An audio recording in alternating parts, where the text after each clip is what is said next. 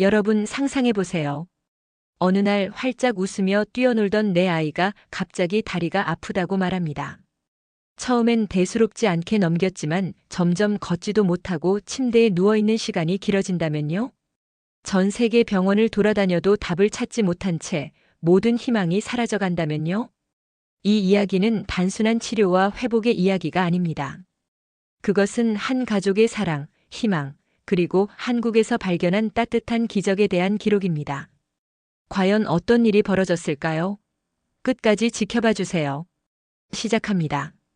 뉴욕의 한 도서관 고요한 독서실에서 한 여자가 수줍게 손을 들었습니다. 저기요, 혹시 이 책 좀 건네주실 수 있나요? 너무 높아서 손이 안 닿네요. 책장 반대편에서 손을 뻗던 남자는 살짝 놀란 듯 고개를 들었고 여자의 눈이 마주쳤습니다. 아, 물론이죠. 그날의 작은 만남은 우리의 운명을 바꿔놓았습니다. 저는 앨리스, 그리고 그는 다니엘.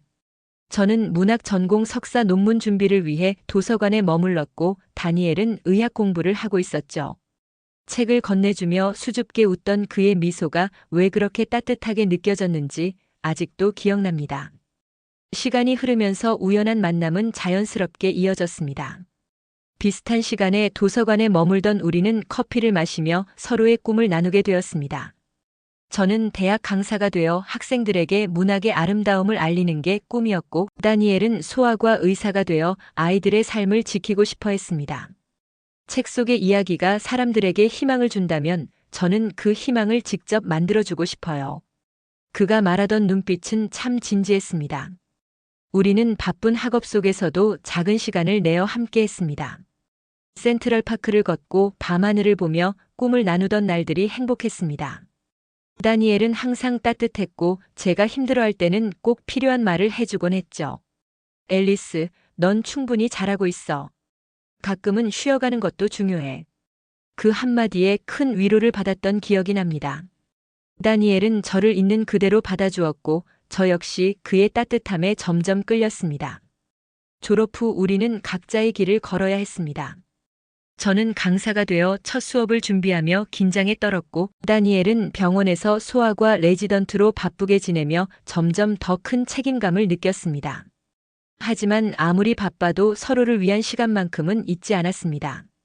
그렇게 몇 년이 흐른 뒤 다니엘은 한 손에 작은 반지를 들고 무릎을 꿇었습니다. 앨리스, 내가 내 삶의 가장 큰 축복이야. 나와 함께 살아줄래? 눈물이 핑 돌며 예스.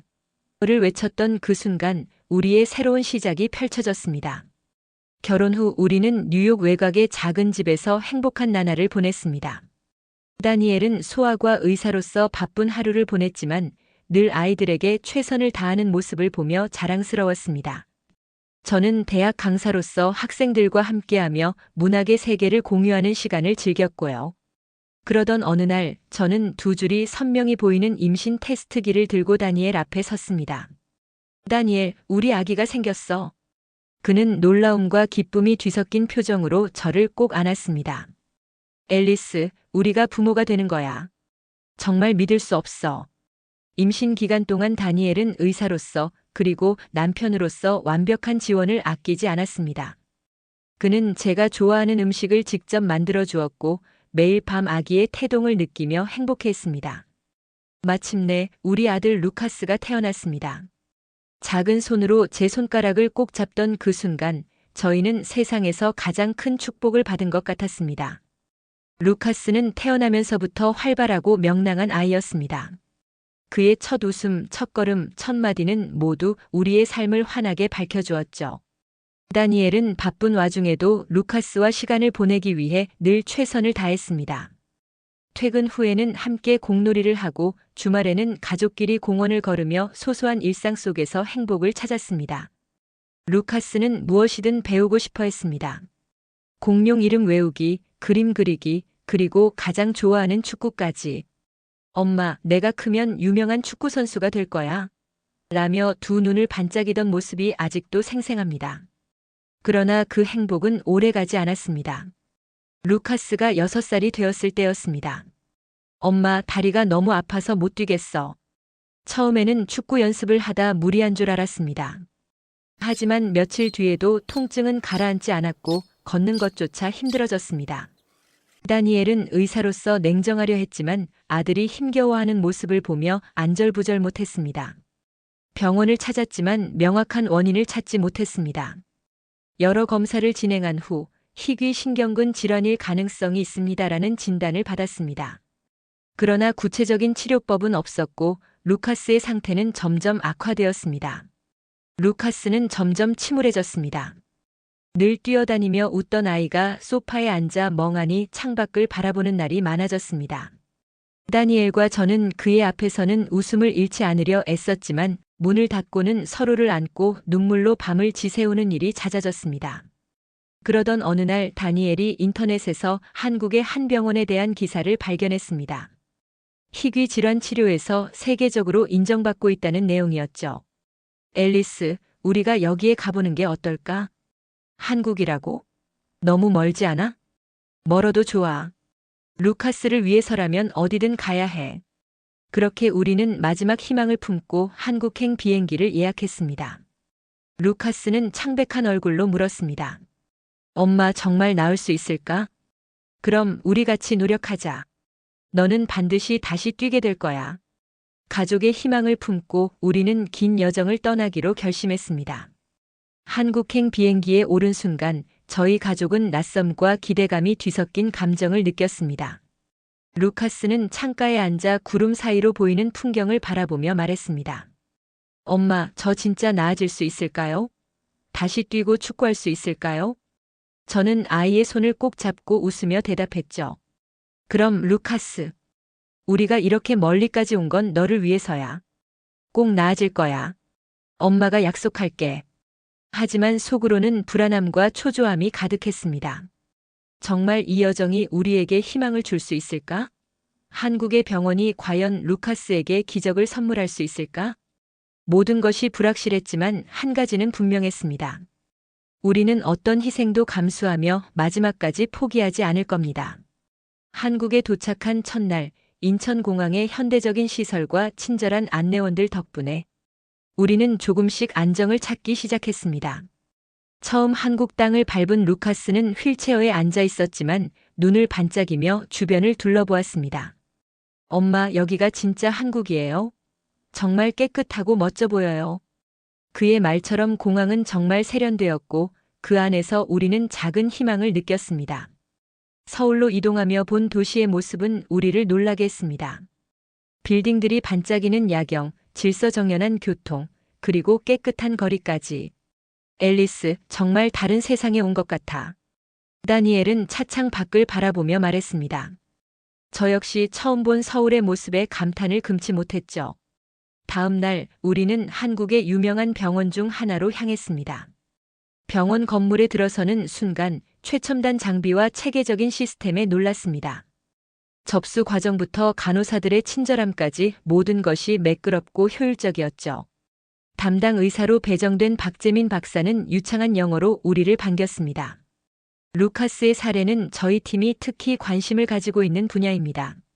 철저히 검사하고 최선의 치료법을 찾겠습니다. 그의 따뜻한 눈빛과 자신감 있는 말투는 우리가 처음으로 안도감을 느끼게 했습니다. 검사가 진행되는 동안 루카스는 겁에 질린 듯 했지만 의료진들은 끝까지 그를 편안하게 해주기 위해 노력했습니다. 초음파, MRI, 근육 검사 등 루카스는 다양한 검사를 받아야 했습니다. 검사 중 잠시 쉬는 시간에 루카스가 조용히 제 손을 잡고 말했습니다. 엄마, 아프지 않게 해주려고 다들 친절한 것 같아요. 여긴 조금 다르네요.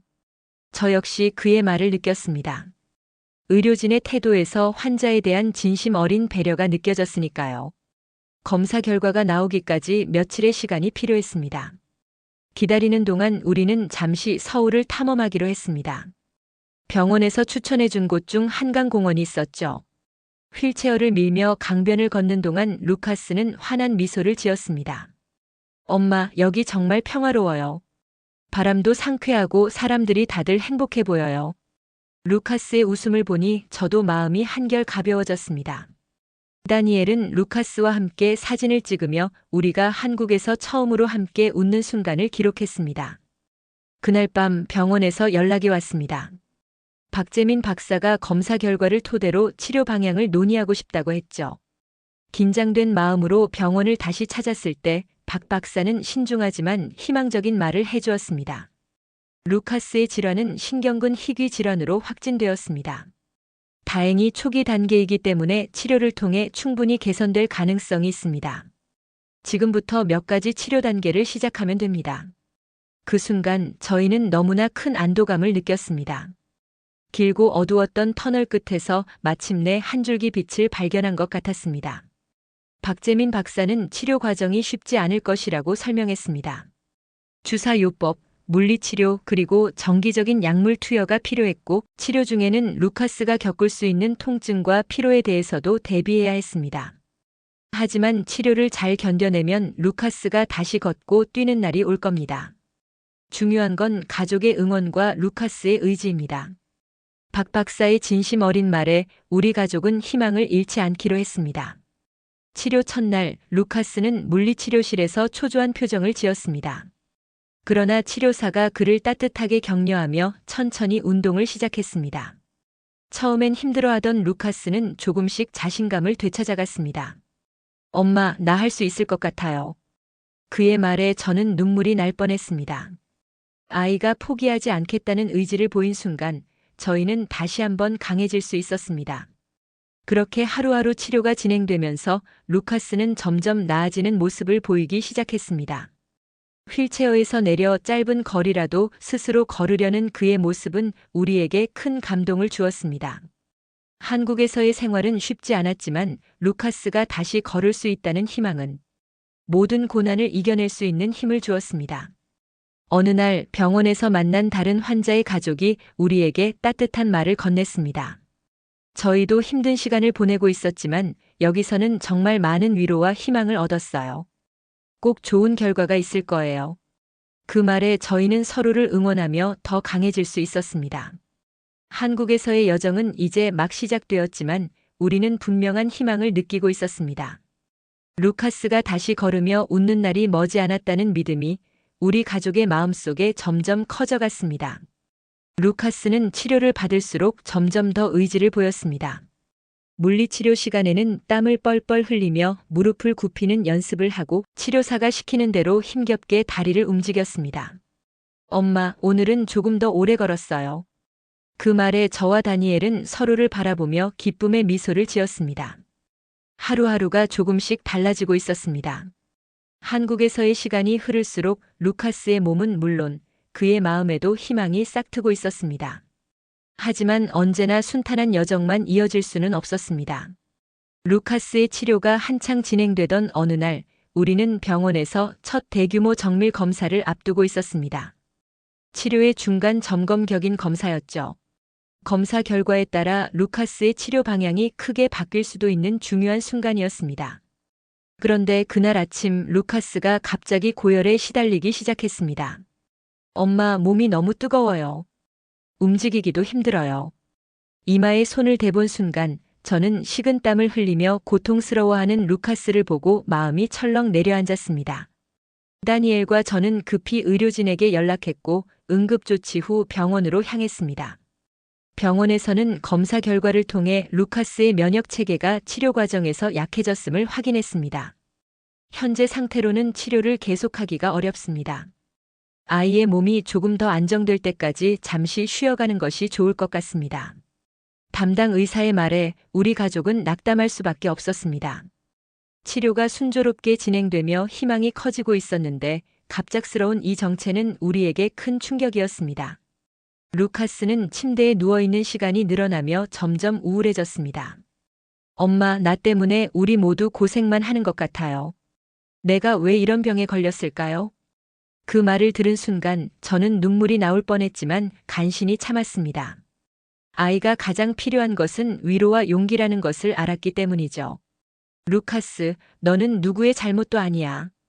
우리는 너를 위해 여기까지 왔고 너는 충분히 잘 해내고 있어.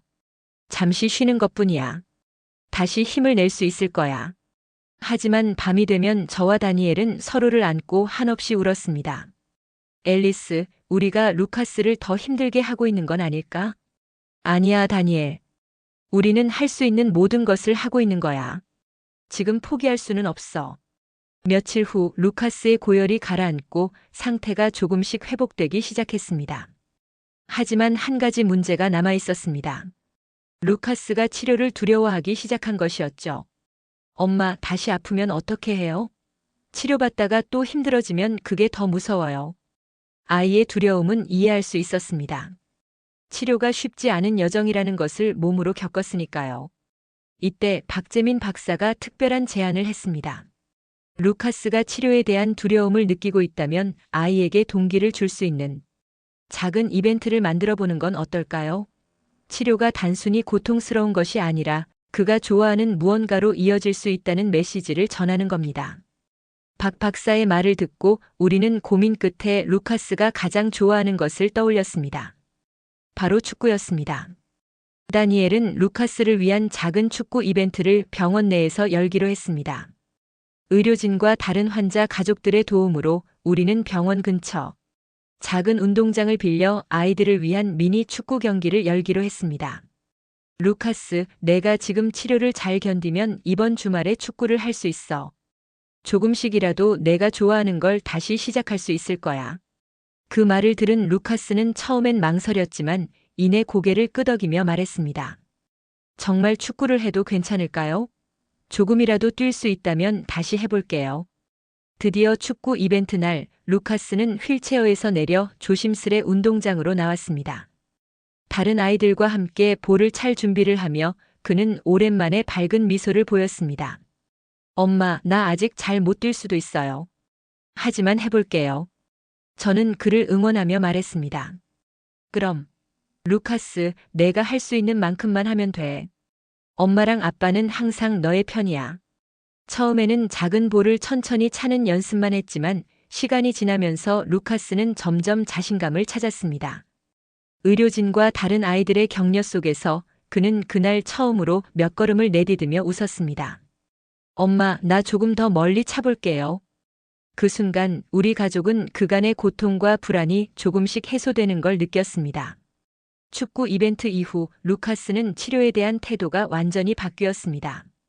엄마, 내가 다시 축구를 하고 싶으면 더 열심히 치료받아야겠죠? 그의 눈빛에서 우리는 새로운 의지를 발견했습니다. 아이가 두려움을 극복하고 앞으로 나아갈 힘을 얻었다는 것을 알 수 있었습니다. 치료는 다시 순조롭게 진행되기 시작했습니다. 루카스는 물리치료와 주사치료를 받을 때마다 자신에게 스스로 응원의 말을 건넸습니다. 이건 내가 뛰기 위해 하는 거야. 조금만 참으면 더 잘할 수 있어. 그렇게 시간이 흐르면서 루카스는 점점 더 많은 걸음을 내디딜 수 있게 되었습니다. 병원 복도를 혼자 걸으며 웃던 날, 그는 스스로를 자랑스럽게 생각하며 말했습니다. 엄마, 나 정말 다시 뛸 수 있을 것 같아요. 그 말에 저와 다니엘은 눈물이 핑 돌았습니다. 그럼 루카스, 우리는 언제나 내 편이야. 이제 정말로 내 꿈을 향해 다시 시작할 수 있어. 하지만 앞으로도 치료 과정은 여전히 남아 있었고 우리는 모든 것을 준비하며 희망을 다지기로 했습니다. 한국에서의 시간이 우리에게 준 교훈은 분명했습니다. 두려움을 이겨내고 작은 한 걸음 한 걸음을 쌓아가는 것이야말로 가장 큰 기적을 만드는 방법이라는 것이었죠. 치료를 시작한 지 6개월이 흐르고 있었습니다. 한국에서의 마지막 치료를 앞둔 어느 날 아침, 루카스는 밝은 얼굴로 병원의 복도를 걸어 나왔습니다. 치료 첫날 휠체어에 의존하던 아이가 이제는 스스로 걸음을 내디디며 웃고 있었습니다. 그 모습을 보며 저는 그동안에 힘들었던 순간들이 모두 눈 녹듯 사라지는 것 같았습니다. 엄마, 오늘 마지막 치료예요. 이제 정말 괜찮아질까요? 루카스가 맑은 눈으로 저를 바라보며 물었을 때 저는 그의 손을 꼭 잡고 말했습니다. 그럼 루카스, 너는 여기까지 잘 해냈고 이제 앞으로의 삶은 너의 꿈으로 가득 찰 거야. 병원의 의료진들은 우리를 따뜻하게 배웅해 주었습니다. 특히 박재민 박사는 마지막으로 우리를 찾아와 이렇게 말했습니다. 루카스, 내가 정말 강한 마음을 가진 아이라는 걸 잊지 마. 지금의 너라면 무엇이든 해낼 수 있어. 앞으로도 내 꿈을 향해 힘차게 달려가길 바랄게. 루카스는 활짝 웃으며 박 박사의 손을 꼭 잡았습니다. 감사합니다, 박사님. 저도 꼭 멋진 사람이 될게요. 루카스는 박 박사와의 마지막 인사를 마친 뒤 병원 로비에서 다른 환자 가족들에게도 고마움을 표현했습니다. 여러분이랑 함께해서 더 힘낼 수 있었어요. 다들 꼭 나아지길 바랄게요. 그의 진심 어린 인사는 모두에게 감동을 주었고 우리는 새로운 희망과 자신감을 안고 병원을 떠났습니다. 그날 밤 한국에서의 마지막 저녁을 보내기 위해 우리는 한강공원으로 나갔습니다. 도시의 화려한 불빛과 강가를 따라 불어오는 상쾌한 바람은 마치 우리 가족의 새로운 시작을 축복해주는 것 같았습니다. 루카스는 공원의 잔디밭에 서서 두 팔을 활짝 벌리며 외쳤습니다. 엄마, 아빠, 나 이렇게 뛰어다닐 수 있어요. 정말 꿈 같아요. 그 모습을 본 다니엘과 저는 서로를 보며 깊은 감격에 눈물이 차올랐습니다. 루카스, 내가 여기까지 해냈다는 게 정말 믿기지 않아. 우리 가족에게는 내가 진짜 영웅이야. 다니엘이 이렇게 말하며 루카스를 꼭 안았습니다. 아이는 그저 웃으며 대답했죠. 아빠, 우리 모두가 함께 했으니까 가능했어요. 감사합니다. 귀국을 앞둔 공항에서 우리는 마지막으로 박재민 박사와 병원에서 만난 의료진에게 감사의 메시지를 남겼습니다. 당신들의 따뜻함과 헌신 덕분에 우리 가족은 새로운 희망을 얻을 수 있었습니다. 한국에서의 모든 순간이 소중했고 절대 잊지 못할 겁니다. 그들은 우리 가족을 진심으로 응원하며 이렇게 답했습니다. 루카스의 미소가 우리에게도 큰 힘이었습니다. 앞으로도 건강하고 행복하게 지내세요. 미국으로 돌아온 후 루카스는 더 이상 휠체어가 필요 없었습니다. 처음에는 재활을 위해 짧은 거리만 걷던 아이가 이제는 운동장에서 친구들과 축구를 하며 웃고 뛰어다닐 수 있게 되었습니다. 루카스가 축구공을 차며 환하게 웃는 모습을 본 동네 사람들은 그가 어떤 여정을 겪었는지 알기에 박수를 보내주었습니다. 엄마, 아빠, 나 다시 축구선수가 되는 꿈을 꿀 수 있을까요? 그 말을 들은 다니엘과 저는 한 목소리로 대답했습니다. 그럼, 루카스, 너는 무엇이든 할 수 있어. 내가 하고 싶은 건 모두 다 할 수 있을 거야. 어느 날 저녁 루카스는 저희에게 조심스럽게 말을 꺼냈습니다. 엄마, 아빠, 저 이제 한국에 다시 가고 싶어요. 한국에? 왜? 루카스는 환한 미소를 지으며 말했습니다. 제가 박사님처럼 의사가 되고 싶어요. 다른 사람들에게도 희망을 줄 수 있는 사람이 되고 싶거든요. 저도 한국에서 공부하면서 그분들처럼 멋진 의사가 될래요. 루카스의 말을 듣고 저는 가슴이 뭉클해졌습니다. 치료를 받으며 겪었던 모든 경험이 단순히 그의 몸을 회복시키는 데서 끝난 것이 아니라 그를 더 큰 꿈으로 이끌었다는 것을 깨달았기 때문이죠. 루카스는 고등학생이 된 지금 한국 유학을 목표로 열심히 공부하며 한국어를 배우고 있습니다. 그는 항상 말합니다. 한국은 제가 다시 걸을 수 있게 해준 곳이에요. 제게 희망을 준 나라예요. 제가 받은 사랑과 따뜻함을 돌려줄 수 있는 날이 오길 정말로 꿈꾸고 있어요. 저는 그런 루카스를 보며 우리 가족이 함께한 여정이 단순히 한 아이의 병을 치료하는 것을 넘어 그의 삶에 새로운 의미와 목표를 준 여정이었다는 것을 깨닫습니다. 이 이야기를 들으며 여러분은 어떤 생각이 드셨나요? 절망 속에서도 포기하지 않고 희망을 찾으려 했던 한 가족의 이야기가 작은 위로와 용기가 되길 바랍니다. 끝까지 시청해 주셔서 감사합니다. 여러분도 우리와 같은 희망을 품을 수 있길 바라며 다음 영상에서 더 좋은 이야기로 찾아뵙겠습니다. 여러분, 오늘 이야기가 여러분 마음에 작은 희망과 감동을 전해드릴 수 있었다면 정말 기쁩니다. 우리가 걸어온 길은 때론 힘들었지만 끝까지 포기하지 않았기에 기적을 만날 수 있었습니다. 그리고 이 여정 속에서 깨달았습니다. 희망은 우리가 서로의 손을 잡고 이을 때 비로소 완성된다는 것을요. 이처럼 세상 곳곳의 감동을 이어가는 채널 감동이음이었습니다. 구독과 좋아요로 이 감동의 끈을 함께 이어가 주세요. 다음에도 더 따뜻하고 특별한 이야기로 찾아뵙겠습니다. 감사합니다.